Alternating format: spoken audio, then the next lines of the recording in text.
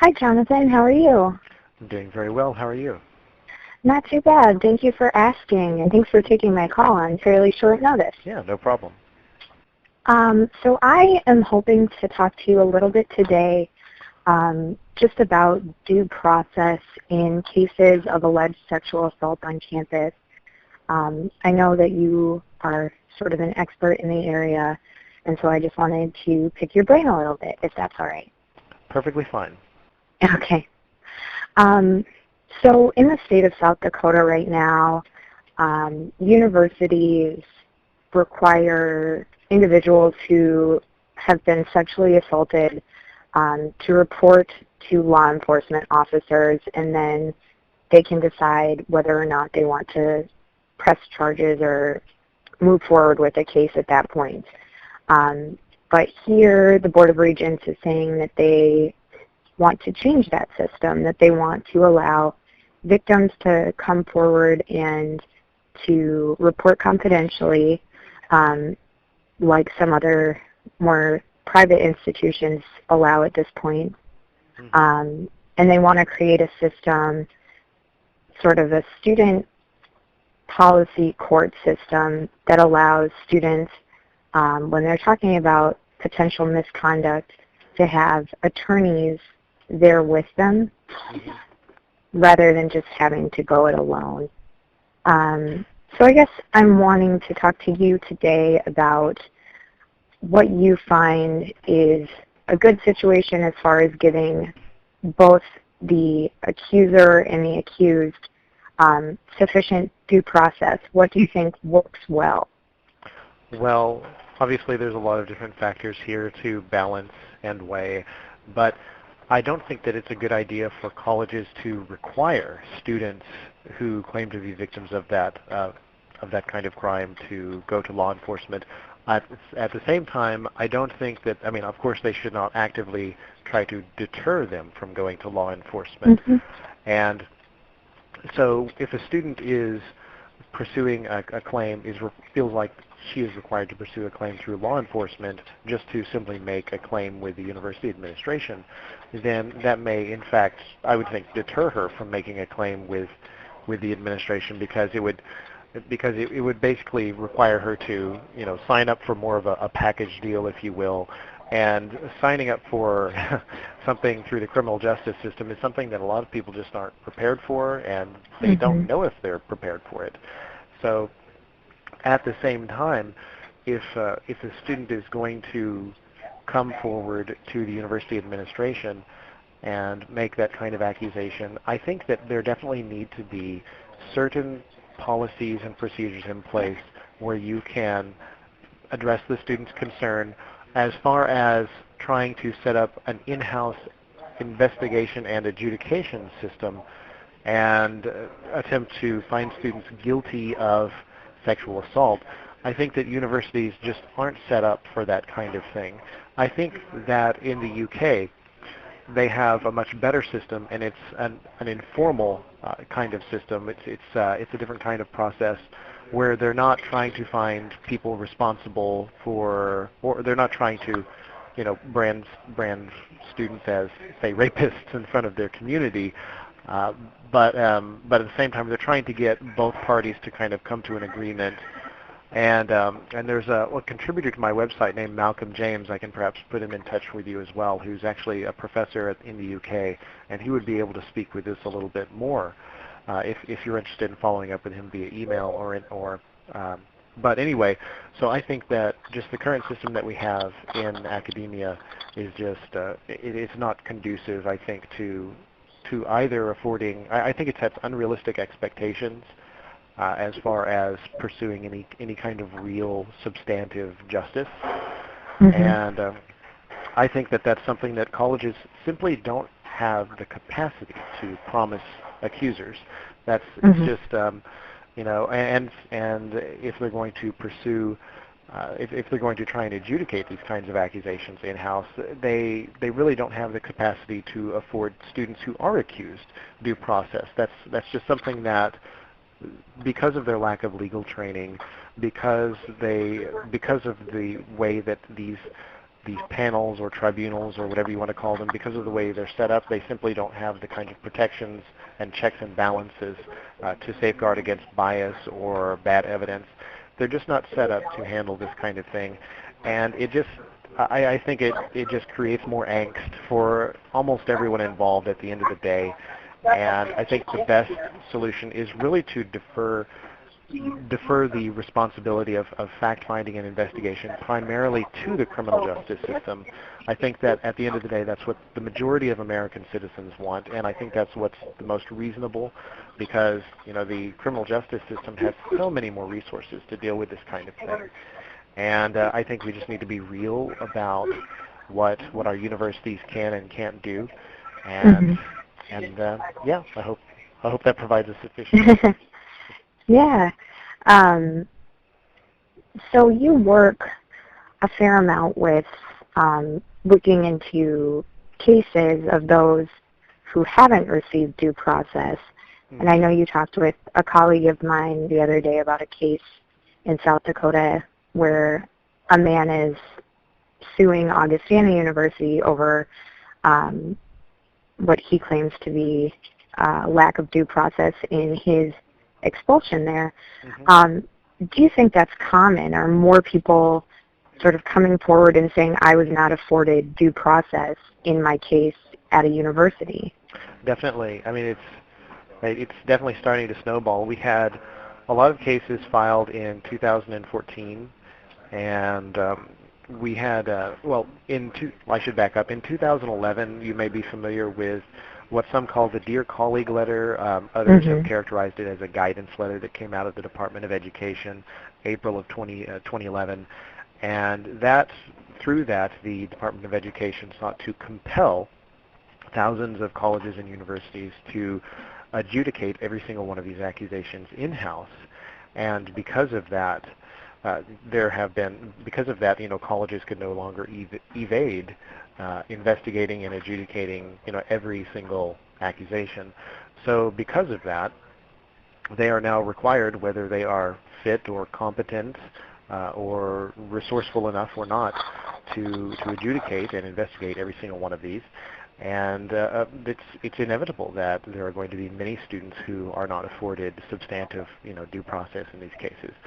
So yeah, we've because of the guidance letter that was sent out in 2011, 2011 was really the starting point for a huge uptick in, or it set the stage for a huge uptick in lawsuits.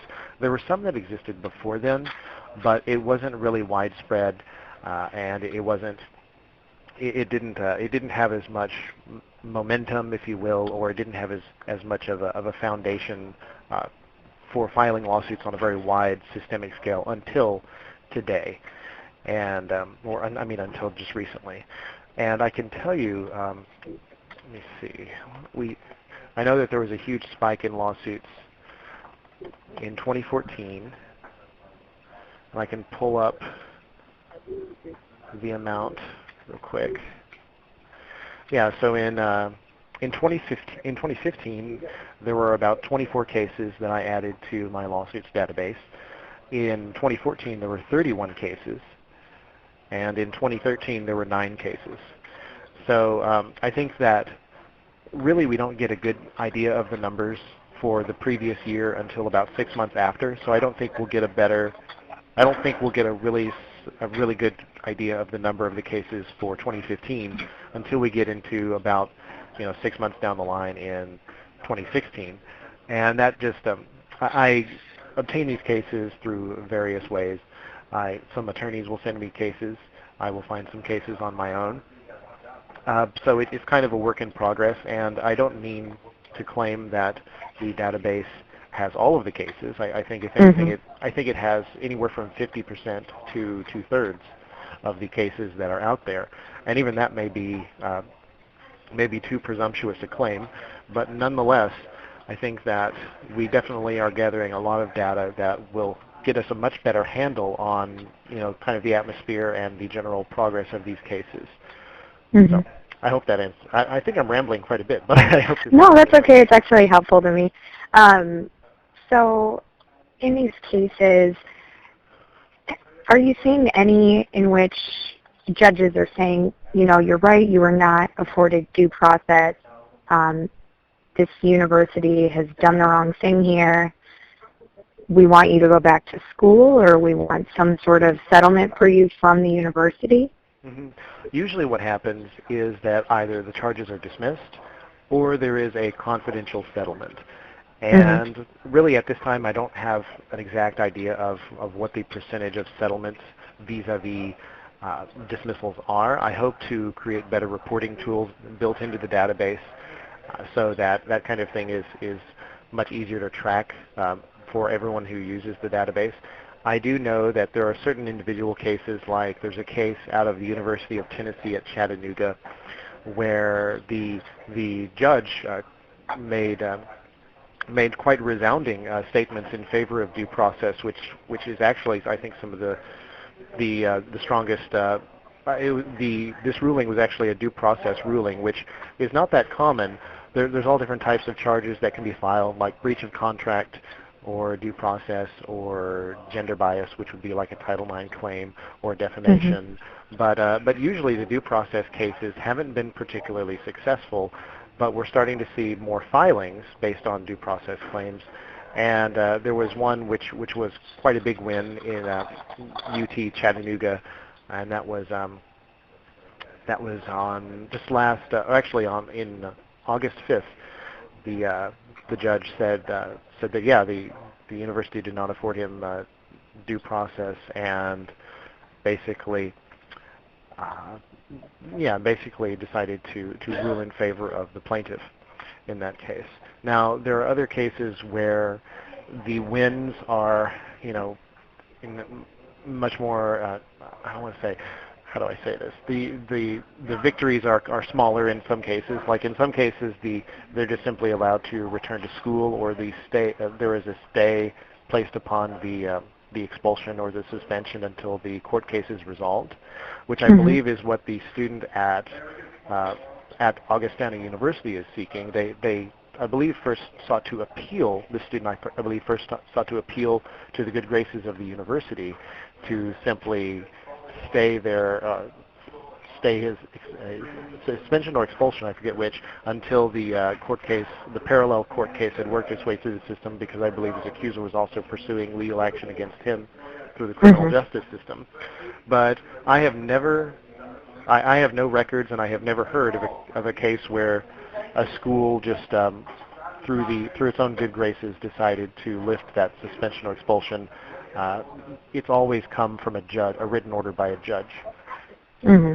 But I have seen some of those, and I do track some of those. So I know that you did talk a fair amount about that case at Augustana, and I think it was interesting something you said about if you are a man accused at a university and you go through that system, it's likely that you'll be expelled just because of the system that is in place. Can you talk a little bit more about that? Well, yeah. In many universities, I mean, there's just a lot of the precedent that has been set up in university policy just doesn't really afford a lot of people who are accused, even sort of the basic rights that would be afforded even in a civil trial. So I'm talking about things like timely notification of what the charges, of what the accusations actually are. So, for example, the university can just simply, summon a student into their office, into an administrator's office, and say, someone has filed, a grievance against you, and they may just start into a line of questioning, and the student may not even know what he or she is accused of. The administrator can just go fishing, and that of course places students at an incredible disadvantage. Sometimes the universities will, just not give them the time to to even prepare any kind of defense or statement or what have you. So the student may have already told, her case several times over to the university administration, and then the assistant dean of students or dean of students or Title IX coordinator may summon the accused student, the respondent, into his or her office and say, I need to meet with you in my office in, 3 days. When that's, And so the student is basically blindsided with this accusation, given no time to prepare. Some schools have just absurd policies where both students are allowed certain advocates, but some universities require them to come from a specific list that is approved by the administration. And sometimes the training materials for the people on various panels who decide these accusations are are horribly biased. In fact, there was some of the training materials at Stanford University said that if that some indicators of whether or not of a student's guilt may be that he is acting persuasive and logical, and that was described as one of the characteristics of people who are as consistent with the characteristics of guilty people. So it kind of puts it really kind of poisons the well. These training materials sometimes poison the well, and there's so many other things as well. Like for example, the accuser. I mean, whenever the person who is accused wants to speak in his defense or wishes to say cross-examine a statement by the accuser, he's not allowed to do that directly. He forwards his question to the panel chair or the Title IX coordinator, and then that person chooses whether or not to ask the question of the accuser. Mm-hmm. And even when that panel chair does ask the question, that it is then asked and framed in the manner of that panel chair's choosing. So it at the end it could have a completely different meaning or a significantly different meaning to where then the accuser, the respondents, the person who is accused, then what they originally, wanted to ask or cross-examine of the accuser, to the point to where any kind of cross-examination of an accuser's statement is just rendered, is just distorted and chopped down to basically meaninglessness. And these are just a few, just a sample of some of the the ways in which these kinds of policies and procedures are biased. And one more big one, I have to throw this one in there as well. A lot of universities use what's called a preponderance of evidence standard. So if there is a 50.01% or more likely than not chance that the accused student engaged in the alleged misconduct, then that student is found responsible. And that's just nowhere near high enough of a standard of evidence for that kind of accusation, given at the same time the incredibly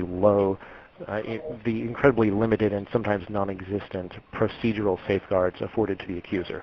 Civil trials do make use of the preponderance of evidence standard, but they also have many other cases, and some people will say, oh, well, civil trials use a preponderance of evidence standard, therefore it would be okay for universities. But civil trials also have many other procedural safeguards, like rules for discovery and timely notification and the presence of attorneys in the actual hearing and things like this. There's no kind of mandatory rules like that at the overwhelming majority of universities. Mm-hmm. So the proposal that's in front of the Board of Regents at South Dakota's public universities right now, they really are sort of advocating for a lot of those safeguards to be put in place. They're saying there should be attorneys present in these student hearings. There should be time for discovery. There should be more ability for the individual accused to be able to respond and to not allow silence or choice not to answer a question to count against him or her. Do you think that could make these procedures more fair for both parties? I think they could potentially make them more fair, but ultimately I think that it's an unsustainable system that has to be deferred to the system that is put in place to deal with that, the criminal justice system. Now, for example, I have seen some universities that will allow an attorney in the same room as the accused student during the administrative hearing, but they required that attorney to be silent. The attorney wasn't allowed to advise the student. So I am, having not reviewed the proposed amendment in detail and read all of the fine print, I am wary of any kind of I'm wary of proposed amendments to make to make it appear or give the I would say almost say the facade as though universities could be more competent or sufficiently competent in adjudicating these kinds of accusations. I just think that at the end of the day, there's it's going to be unworkable for so many people, and oftentimes the people who are pushing these kinds of pushing the idea that universities should adjudicate these kinds of accusations in-house. A lot of the time these are people who believe that every man accused should be found guilty, and there oftentimes no kind of accommodation will ever satisfy them other than a guilty verdict. So I think that we're just setting ourselves up for, I think we're just digging the trenches in deeper in academia, when really we need to have a fundamental paradigm shift that and recognize, or at least strongly advocate and accept nothing less than the premise that the criminal justice system has the primary authority and purview to deal with these kinds of accusations. And I think you acknowledged this a little bit earlier, but in some of those civil or criminal trials, it can be difficult for someone who is accusing to come forward and report and to go through some of the criminal justice system. In that regard, do you think that that could reduce some amount of reporting? Oh, I definitely think it would. But at the same time, that's something that a lot of people will bring up as sort of a rationalization for these kinds of university, adjudications and things like that. But the reality is we have to stand true to our values of due process, and we have to ask, okay, well, an accuser has a hard time coming forward, and if she is she's really been victimized, then we need to sympathize. We need to afford her the opportunities to take her accusation, to court, and we definitely don't need to deter her. At the same time, a lot of the time, the argument that an accuser is afraid is often wielded as a kind of sword to chop down any kind of due process for the accused. So in such cases, if that is the way that people are taking the argument, then we need to respond by saying, okay, an accuser is afraid, how many innocent men deserve to be punished because of that? And that's unfortunate, but that's really where we have to start taking this, because that is the way those kinds of statements, like a card, are being played. So at the same time, we, like I said, we don't need to deter any accuser from going forward. We do need to be real and recognize that it is a hard road to walk for an accuser. And at the end of the day, we need to also. I think that there is, if you are a genuine victim of a crime, you know that person is out there. You know that this person could do that again. You need to. I mean, you could potentially save someone else by reporting that crime. And yeah, I think that at the end of the day, that's what we need to do. Just make sure that people are afforded due process, and at the same time feel empowered to come forward through the criminal justice system. And it seems like that's a very difficult balance to strike, whether in university systems or in courts. And Jonathan, I think that is about all the questions I had for you, but do you have anything else that you'd like to add before I let you go? Nope, that's really it. Okay, perfect. Well, thank you so much for your time today. I really do appreciate it. You're welcome. Thank you so much, and have a great day. You too. Bye. Bye.